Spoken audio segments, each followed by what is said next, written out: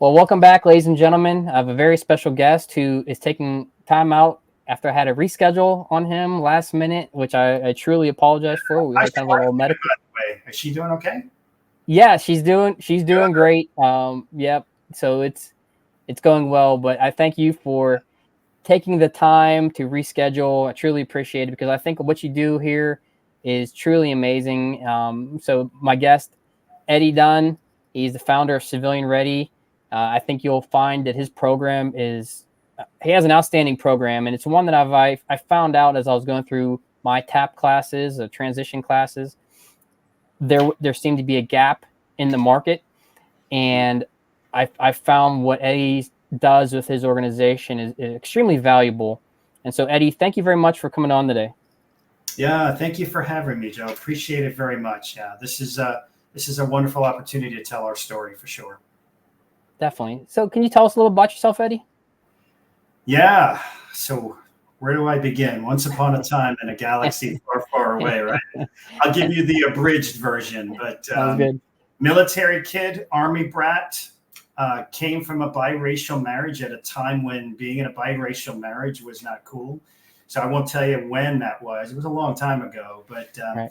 I am the son of a Vietnam veteran, and all that implies. So my father became later my why, and again, maybe another podcast here, but I watched what my father went through. I had a ringside seat, Joe, to his Vietnam experience, and it really was an evolution and a revolution for me in the context of how I thought about transition.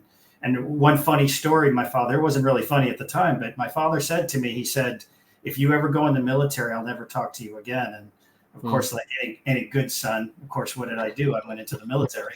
Yeah. So that's really a quick snapshot. I have one sister. I was born in Schofield. No, I was born in Clark Air Force Base in Manila. One sister was born in Hawaii, in Schofield.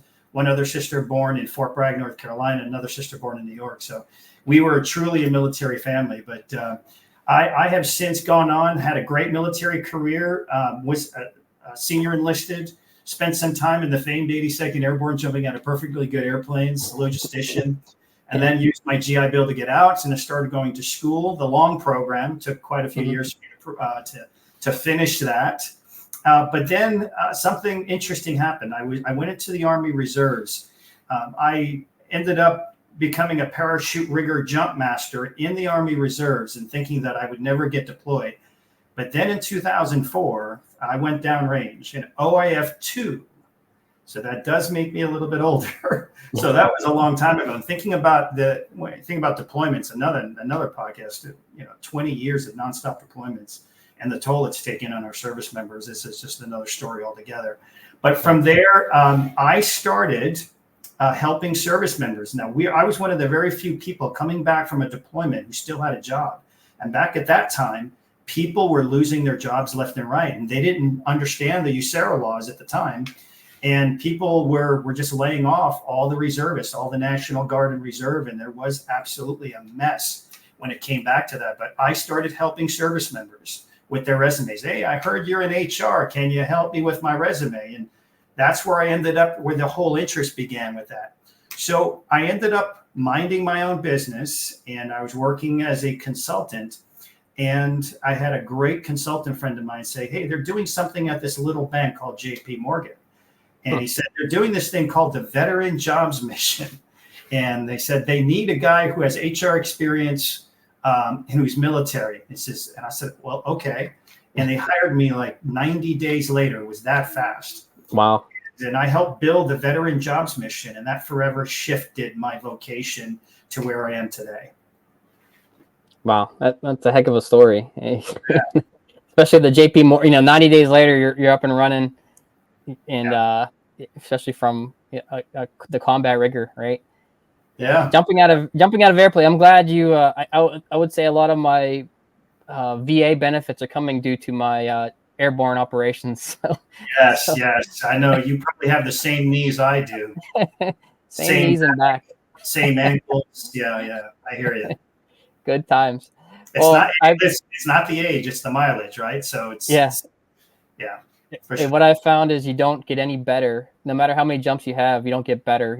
You last one more jump.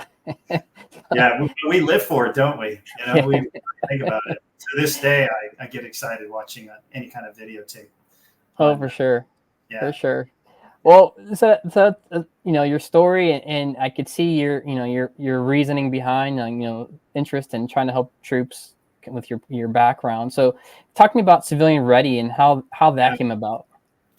Yeah, so it's an interesting story. So I was minding my own business. Now I had done the Veteran Jobs Mission.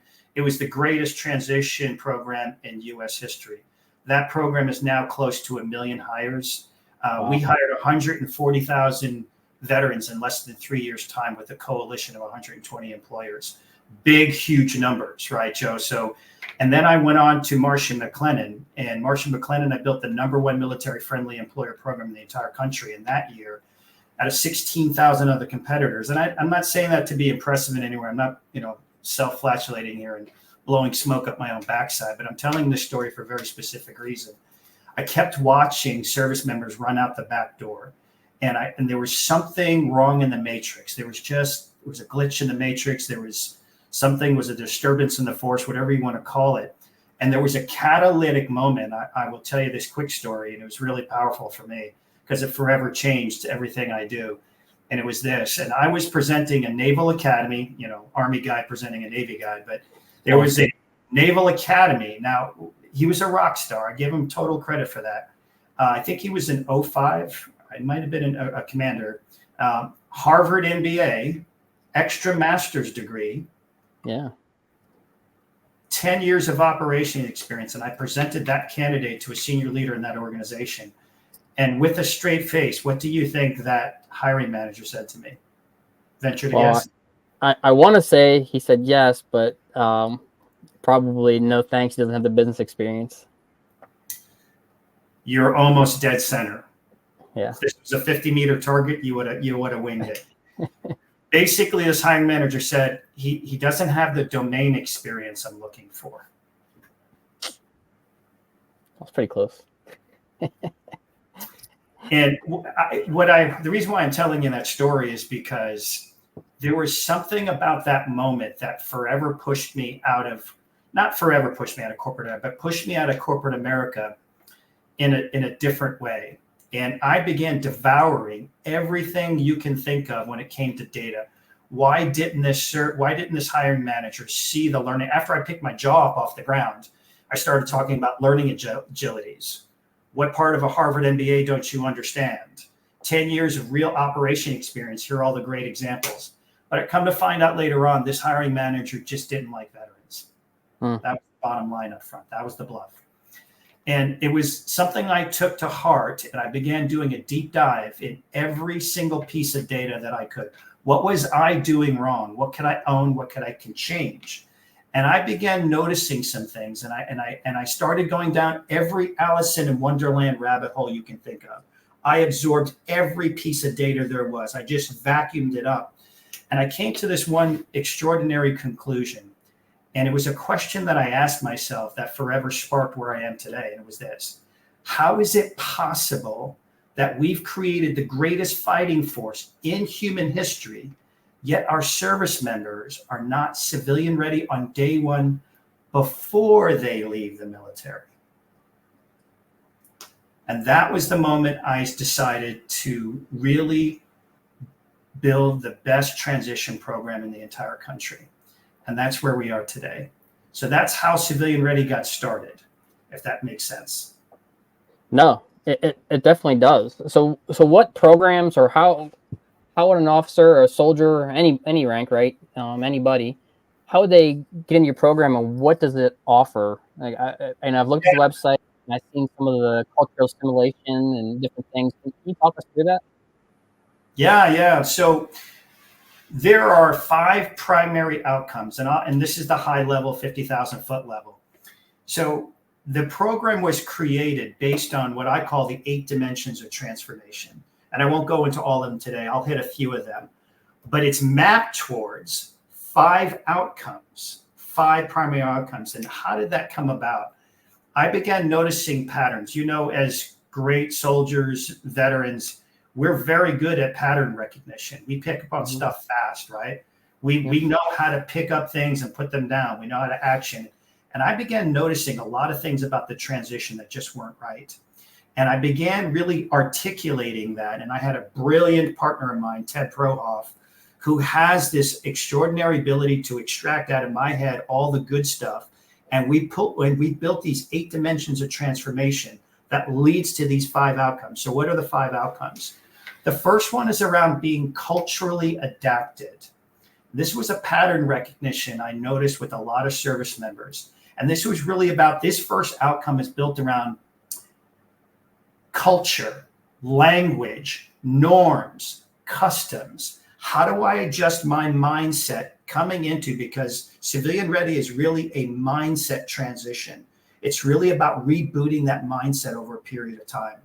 So the first one was culturally adapted, right? How do you begin to understand what it takes to speak civilian? How many of us coming out of the military know how to speak civilian, really know how to speak civilian? Just because you're a human being doesn't know you know how to be a human doing, right? So it's really important to understand that value. Second one is around being socially integrated, another big bucket of work where I saw many service members, including yours truly, who was, when I came back from deployment, I came back deployed as a reservist, and I brought my level of intensity and thinking I was still in an Iraqi desert back to my HR work. And many people were like, whoa, what is wrong with you, Eddie? You need to calm down. And it was around that social integration piece where I really recognized, how is it possible to really interact and speak not only civilian, but know your own social style and the social style of others, and learning how to adjust to that. So big one. Second, that's a big one. The third one is around vocational alignment. How many service members do you know, Joe, who don't know what the hell they want to do? Especially if you're coming from a combat arms area, right? Everybody wants to be a project manager. Well, okay, maybe that's true, but I will venture to say you're likely not, and the data's there, you're likely not going to do what you did in the military. Some of the exceptions will be if you're in the medical hospital corps. A lot of them do come out and they will stay in the healthcare field because that's what they want to do. But combat arms are not going to be doing combat arms. Some logistics guys, they may do that. But overall, we take you through a life design, very powerful self-discovery period, and how you get your operator headspace right? And that is an extraordinary self-discovery period. We've adapted a book called Designing Your Life. Great book by 2 Stanford professors that we adopted for our experience. And let me just be a quick sidestep here. This is not a training course in droning on by death by PowerPoint. This is a transformation experience. I want to make a very clear distinction here, what I mean by that. There's going to be some agilities around how to learn from podcasts. We have group meetings. You have someone who gets assigned to you, who's going to hold you accountable. There's journaling, a huge piece in this. And there are all kinds of learning opportunities, but it culminates an experience of transformation that takes place over time. So the fourth area, and let me come back to the fourth outcome, learning how to articulate your value as a first choice premium talent. Let that sink in for a second. There was a time when I used to think that veterans were not capable of doing civilian jobs simply because they didn't know how to do that. I have since repented of that. And I have said to many service members, you can do that job, but you have to learn how to articulate that value. Your skills do transfer over and they translate. But I'm going to be honest, Joe, how many service members do you know coming out of the military know how to articulate that value really, really, really well? Yeah, not many. Zero. I've coached and mentored 3-star generals all the way down to Private Snuffy. And invariably, officers have a distinct advantage, no question. But when it comes to understanding how to get to that place of being able to articulate that value is directly proportional to your wages that you'll earn over time. So we help them get to that place. And the fifth one, even more important than anything else, is helping them go from that military identity to a new civilian identity, and going from that military destiny to a new civilian destiny of purpose, passion, and impact. When you put those 5 outcomes together, it represents the most comprehensive transition program in the country as it stands now.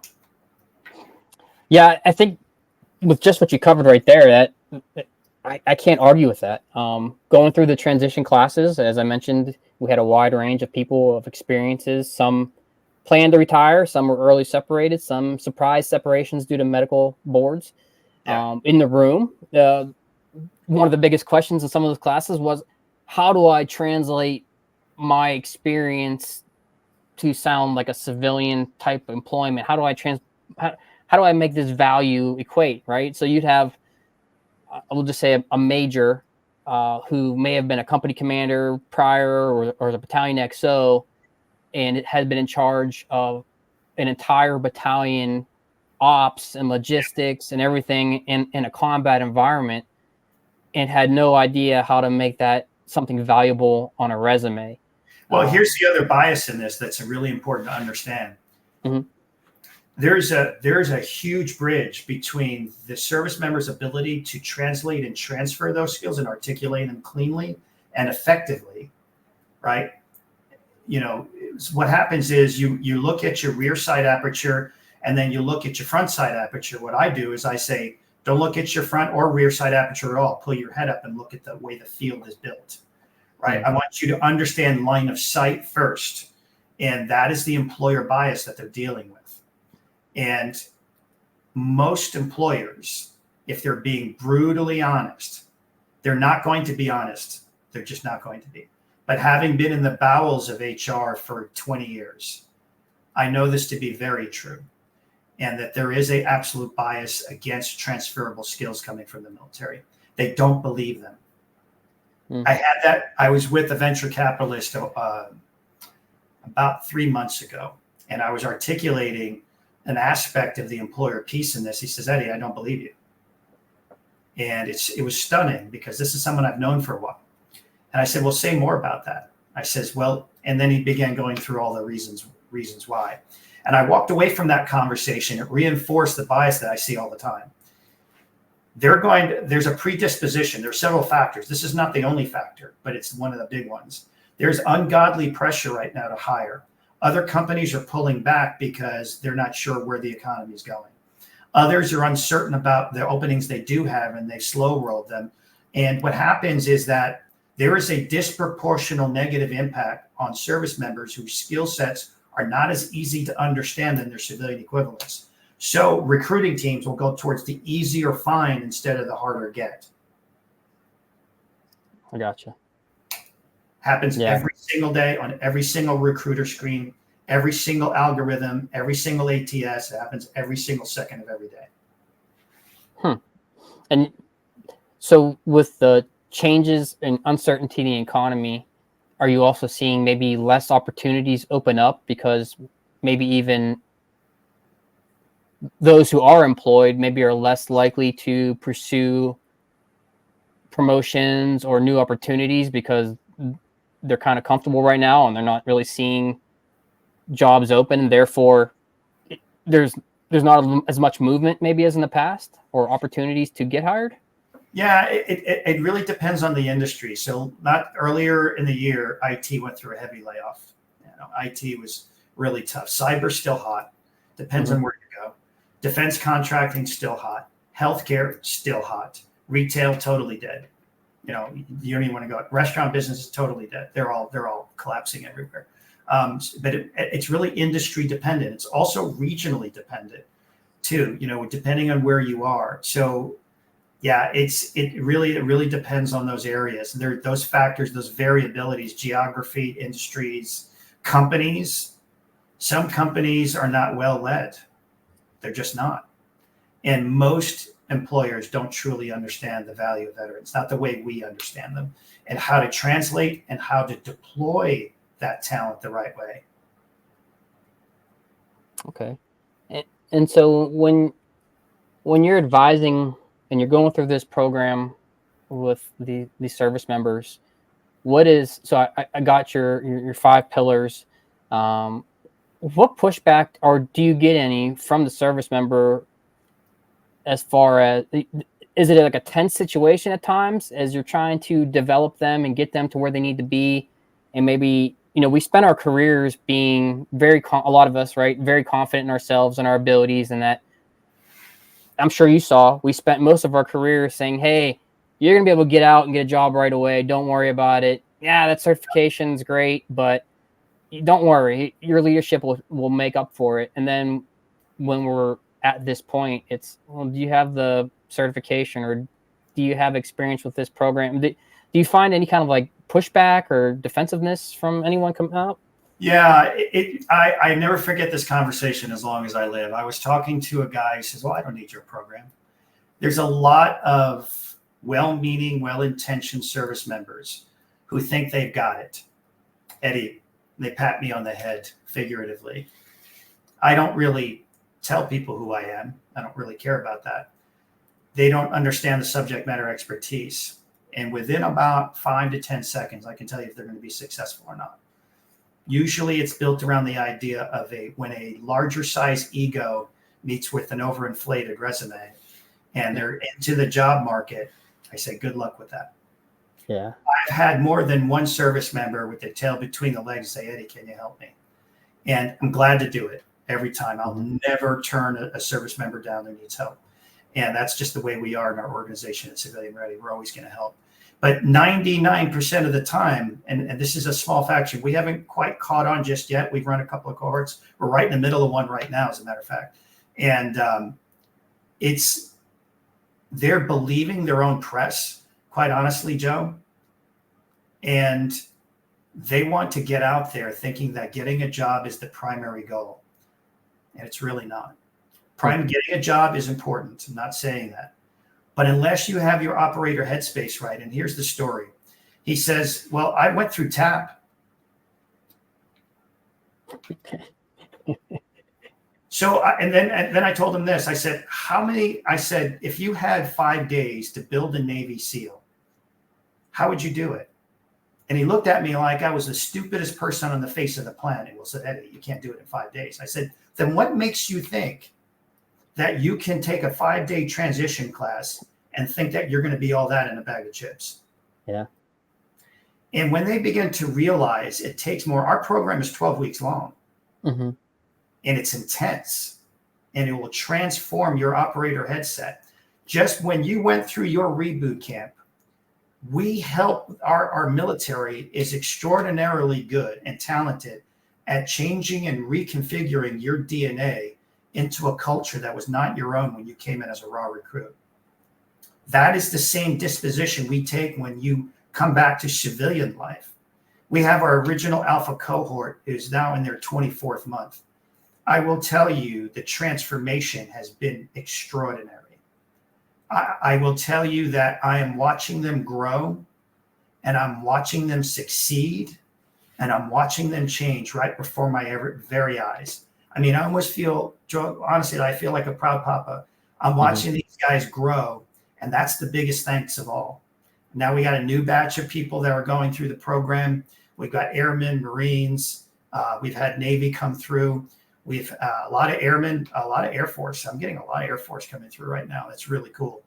And they're seeing a need. It's like, Eddie, what I'm doing now is my headspace is not right. I need something like this.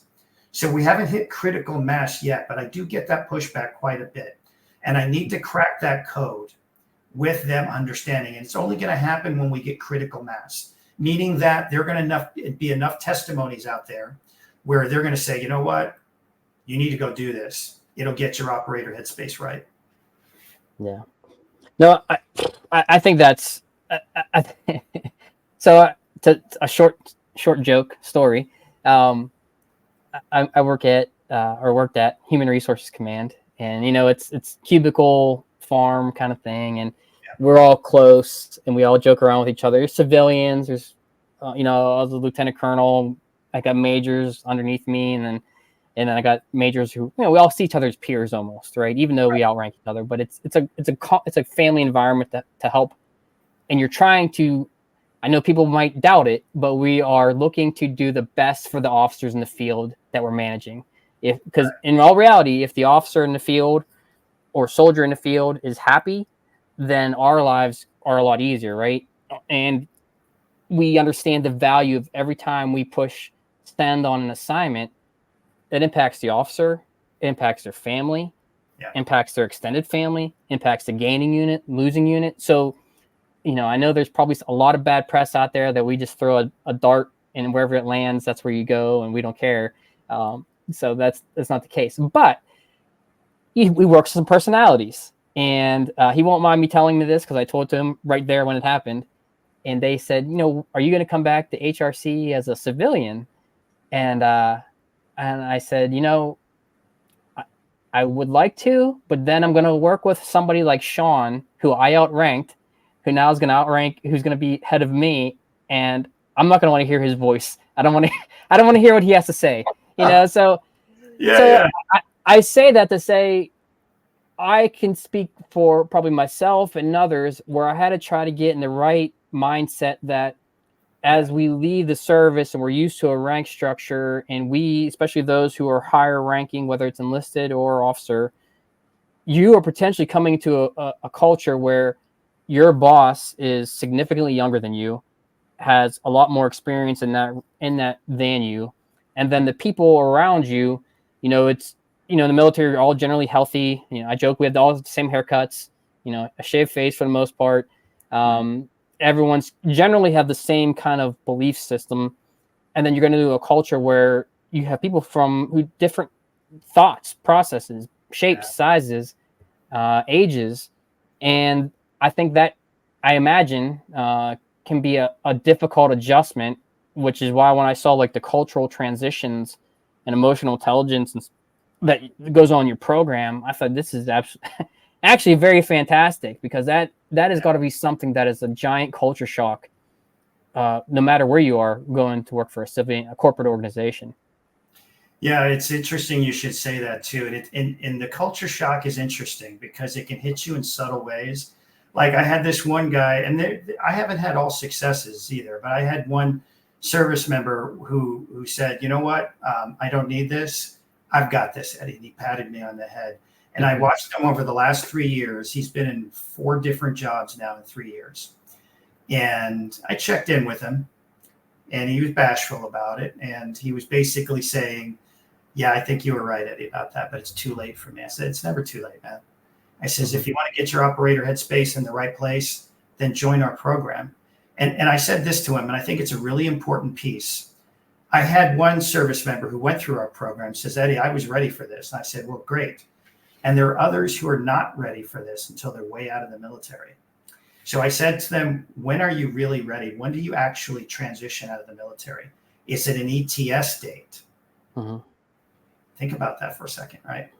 Because if it's an ETS date, then you're putting a finite time of where your mental headspace is at.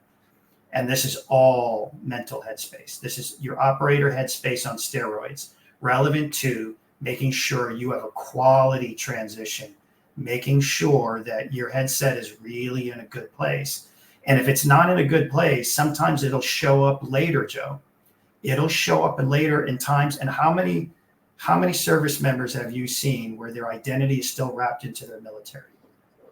Oh yeah, no, for sure. I am, you know, people look at me and say, were you in the military? And I take that as a compliment.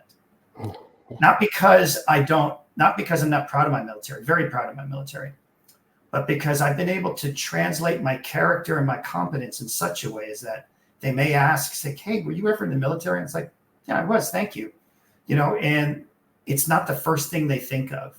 They look at my character and competence in such a way. And we teach our service members how to pull the very best of their military experience forward into, and how to shape it the right way in these 5 outcomes. It's really important that they learn how to do that. And it's not an easy thing. That's why we spend 12 weeks focused on it. And so this program,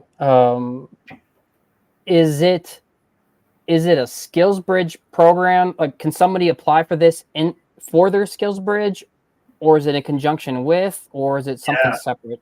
I probably left a lot on the table. How are we doing on time?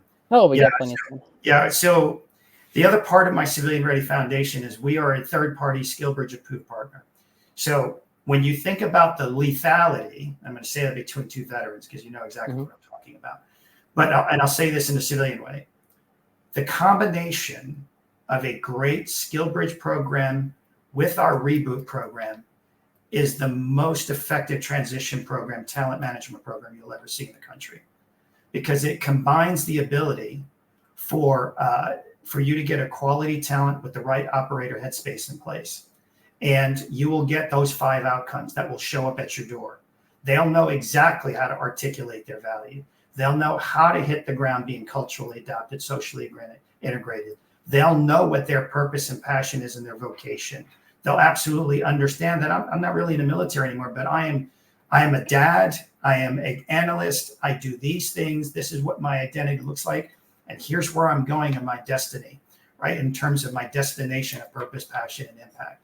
That's what an employer wants ultimately, because you're dealing, and this is how we address their biases, by the way, in the same time. So we think we have, as a third party, we have, I did when I was managing, I built the premier SkillBridge program at United Health Group. I don't know if you're familiar with their program. It's one of the best ones in the country. Okay. I don't know if you probably, anyways, it's one of the best ones in the country. And it's gone on to do some extraordinary things. We pushed 300 people through that program. Here's some data. We pushed 300 people through that program. We had a 74% conversion rate. We had an 80% retention rate since the inception of the program, right? They were a top 10 military-friendly organization 3 consecutive years in a row. Top 10, 3 years in a row. And I saved that organization $8.5 million in labor. There you go. Documented. Yeah. That's a selling point. Real data. So passion meets competence, character, and competence. It is the best program in the country, no doubt. I'll put it against anyone in the country. And not because I'm arrogant or anything like that. It's just because we're beyond the proof of concept now, right? We've got good traction, and service members are going to benefit tremendously. And I've got my testimonies are beginning to build, and we've got some great testimonies out there. But we also have some really we have had one huge happy employer saying, you know what, this really works, and we love it. And so, yes, we're well beyond the proof of concept now. Fantastic. And so, and you mentioned some of these employers. What partnerships or collaborations do you have with any organizations that are out there that, I have a number of strategic partners right now. We're getting ready to relaunch my talent practice called Veteran Ready. That might be another podcast. Yeah. So Veteran Ready is employer focused. We help employers understand the value of veterans. And we have 5 service domains around helping employers understand value, learning how to save money. Basically, we teach an employer to hire veterans the right way. We help them improve their organizational performance, and over time, we'll help them increase their revenue. That's exactly what my practice does on the employer side. So when I work with that, but I do have a number of strategic partners I work with. Those strategic partners have a hand in helping our service members become civilian ready. One of them is Hunter. They're a new program. They're an AI application on building resumes. I don't know if are you familiar with Hunter at all? I'm not, no. Phenomenal tool, right? So they're a great partner of ours. Traycom helps us on the social styles side of the business, and we have one good training module. We have more than one: adaptability, social styles. Really phenomenal course that helps them get their operator headspace right. We team up with Veterati, right? We use their platform as well. Another great partner of ours. We have another one called Interview Ready. When they come through our reboot camp, they will have interview skills like nobody else. They just will. They'll be the best at interviewing than anyone else on the planet. because they're interview ready partner in the way we work with them.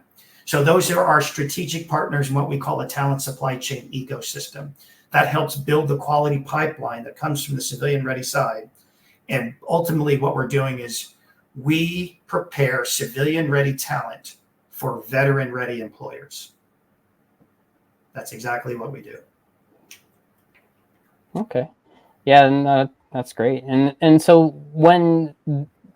where or how are you, is the marketing for this word of mouth through success stories, going to briefings at TAP programs around the country, or how are the word of your business getting out there? Yeah, we're right up on the we're very close to getting onto a number of military bases. We're in the rotation to be approved to get onto every military base. That will be a huge coup for us. But my social media is mostly on LinkedIn. So anyone who wants to get that, we advertise on LinkedIn mostly, and Facebook. We do have a Facebook site. It's about 5,000 members there. And anyone who wants to find out about our reboot camp and want to know detailed. When we get ready to run another cohort, I begin advertising and we begin vetting and assessing next cohorts and being able to raise the funds to cover our costs. Right. So Civilian Ready Foundation is a 501c3 nonprofit. And we're also, as I mentioned earlier, we are DoD SkillBridge third-party approved partner. The Veteran Ready is our for-profit side, working with employers. So we've created the difference between the two so they work seamlessly together. So you could have an employer who's not really into wanting to donate, but wants a quality pipeline. And they'll work with me on the Veteran Ready side so we can get the Civilian Ready talent to come towards them. There may be other organizations out there that are strictly speaking, they want the tax deduction and they're not really interested in the employment side of that. And legitimately, they will donate to us and we'll be able to run a cohort. So we can cover our costs. So that's how we work. Okay.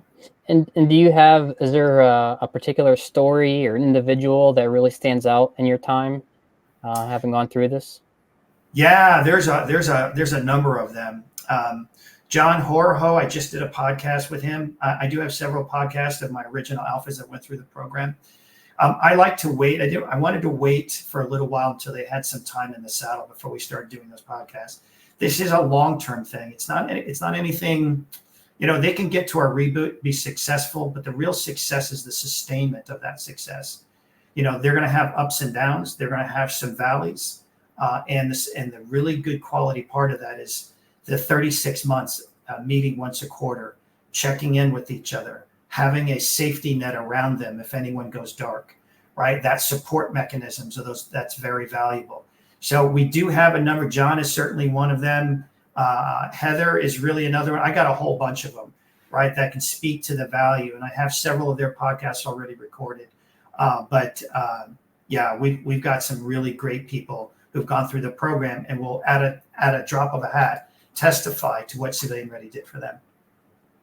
That's great. Well, Eddie, we've been talking for about 40 minutes now. Time flew by. It's really been great talking to you. But can you, as kind of the last question, for anyone out there who is considering your program, what advice would you give them?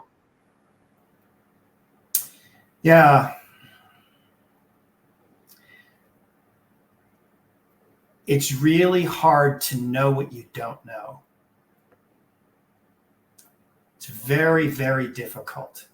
In the moment and where you are now in your transition, it's very difficult to know what you don't know. What do I mean by that? You will not, for those service members who are entering and have made the decision to leave the organization, whether it's, I remember what I said, that, getting out of the military is a mental state, not an ETS state. I don't think of it that way. I think it's a mental date, right? When you actually made the decision, you've made up your mind to leave. So how do you know what you don't know? It's very easy to listen to those who have gone before you. Hey, I went through this program, went through that program. All great programs. They're all good. But how do you reboot your mindset? How do you get to that place where I want to be, put on my own oxygen mask? We teach you to do that at Civilian Ready. We teach you how to put on your own oxygen mask. We teach you how to invest in yourself, right? We teach you how to get to that place in a transformative reboot camp transformation experience that will not only get your mindset locked in here, but will go 18 inches down here and lock in for long-term value, for your mental health, for your family's well-being, for your earning power over the lifetime of which you've gone through this. My greatest joy is continuing to watch our service members prosper and grow. It's the biggest thank you, because I know this program works. So knowing what you don't know is not easy. And if you come to our website, civilianready.org, you can go through our reboot, all the modules there, then fill out the little form. It'll take you 10 seconds. Either myself or someone on my team will reach out to you, and we'll have a conversation, a real conversation. Are you ready for something like this? Being civilian ready on day one after 12 weeks in our reboot is an extraordinary value. It really is. Some people say it's miraculous. Some people say it's the best transition program out there. Several are saying that, but not enough just yet. We're almost there. But that's the advice I would give. Come find us out. You know where we're at. I'm on LinkedIn all the time. And I hope to see anyone who wants to have a conversation. Fantastic. Well, thank you, Eddie, and thank you for all you're doing. I would say I can definitely see a lot of people say they're happy to help. You can see it. You truly mean. Yeah. It's not just getting through the program, but the care that you have for the people who've come through, and even those, like you said, who weren't, said that you didn't need it. You still cared for them months and years later. So I truly appreciate everything you're doing. I think your program is totally invaluable for what service members are going through now, having experienced that through my own TAP classes. So thank you so much. And I definitely encourage anyone who's listening to take a look at the website and, reach out. And I'll be sure to have all the links and everything in the description, Eddie. Thank you so much, Joe. Thank you for allowing us to tell our story. And I hope to see more service members on the other side. Thank you. All right. Thanks.